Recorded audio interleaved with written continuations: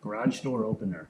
Yep, you got the little handy remote, but most modern cars come with openers inside the car. For Chryslers, it's one called HomeLink. And you program your garage door openers into your vehicles, so you don't have to carry one of these around. I only have one, so I need to program my car. So this video just gonna be a quick kind of how to, and basically a quick rundown. We're gonna go in the car, clear the codes, even though there are no codes. We're just gonna clear them, and then train this into the car, and then we have to train the garage door opener, and then it should all work. Now, normally you want to be parked outside because your door's going to be going up and down as you get through with it, and you need access to your garage door opener, so you might need a ladder. Here in my case, I can easily reach the button I need to reach right there. Hopefully that light isn't blinding you. Now, some older models of openers, you don't need to do the second step of training the opener, because the old one just had like kind of one code programmed into the remote, so whenever you link it to your car, it just knows that code and it works. But pretty much any newer opener, and by newer I mean like 20 years honestly, because I've had this now for various cars and Rams. My O2 Ram, I programmed it like 16 years ago,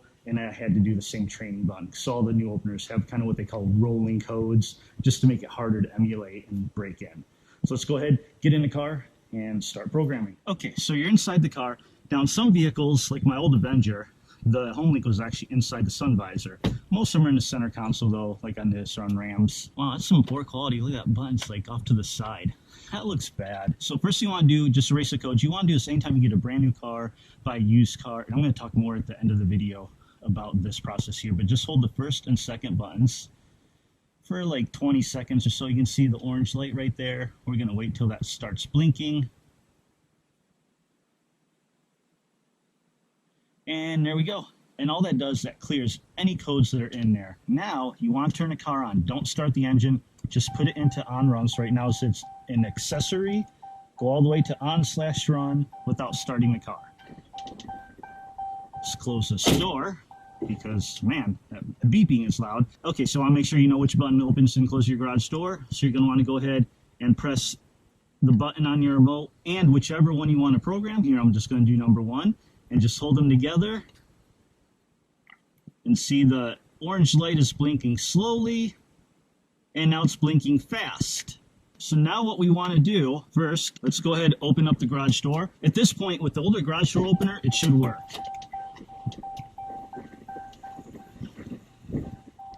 But with the newer one, you want to go ahead and you need to hit train. So now what you have to do, see, this is blinking. It knows something's happening.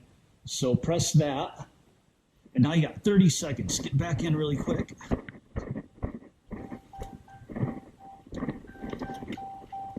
Close the door to stop the beeping.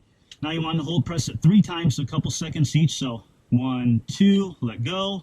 1, 2, let go. 1, 2. That should be it. Now, if you notice, the garage door started moving, so I think we're good. So at this point, it should be set up. So all that's left to do, let's test it out. Bam, there you go.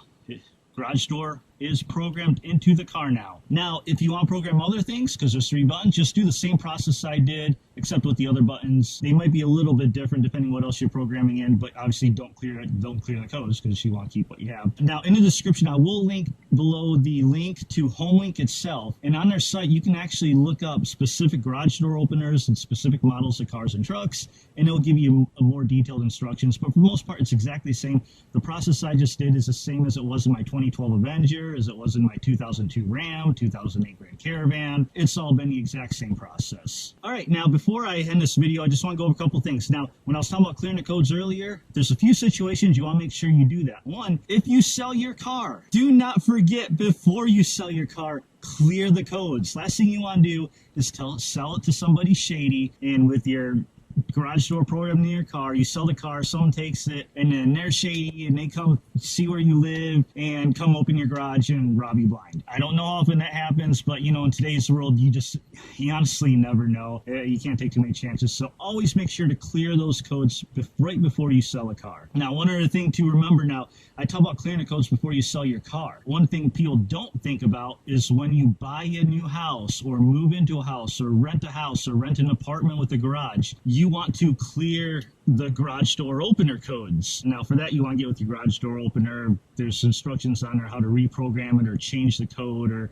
I think some of them have little switches you just kind of change things on. You kind of want to do that because whoever lived there before might be shady and may come by, because even if you get all your garage door remotes, they may have had a car and they may have had it programmed in there. So anytime you go into a new house, new apartment, anything with a garage that has an opener, good idea, reprogram that opener. Okay, now there is one more thing I wanted to try. Now this car is always parked inside the garage, so it's not a big deal. But the question is what if you have this programmed in and you leave your car parked outside? And what if somebody breaks into your car? Can they just get into your garage? Well, if you leave one of these remotes in your car, guess what? They can do that. But this actually may be safer because supposedly when your security alarm is engaged on the car, this is not supposed to work.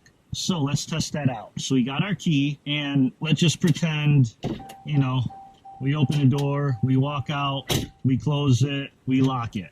Now hopefully this works. I don't know if how it's going to act with knowing the fob is inside the car, but let's just try. So it shows brakes, shows engine. It's still in run now. That's weird. So let's just go ahead and try again. Let's turn this off. Okay, there. It's off. Unlock. Let's do that again. Open. Close. Lock the car. Okay, so I think we're good because you see that red blinking light? That means the security system that's part of the car is activated. Let's see what happens.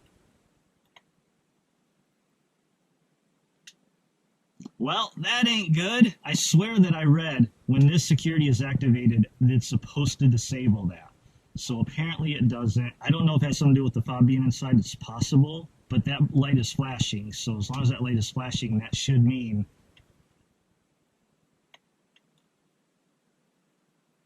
Oh, wait. Nope, I was wrong. You know what? I was wrong. Look at this. So if you noticed, when I first got out, it was flashing a little faster, and all of a sudden it slowed down. So let's go ahead and test this out. Close the garage door again. So red light's still flashing. Doesn't work. Doesn't open. Okay, so now let's go ahead and unlock it. That turns off security. It opens up. Okay, so let's run that. Let's just run through that one more time. First, let me open this up because oh my gosh, it is hot. Got no air in here. Okay, so you come home, park in the driveway, get out of your car, and then you lock your car, and then close your garage door so inside. Now notice that red light. Hopefully you can see it like this. It's flashing a little bit fast right now. And I think it'll do that for about 30 seconds.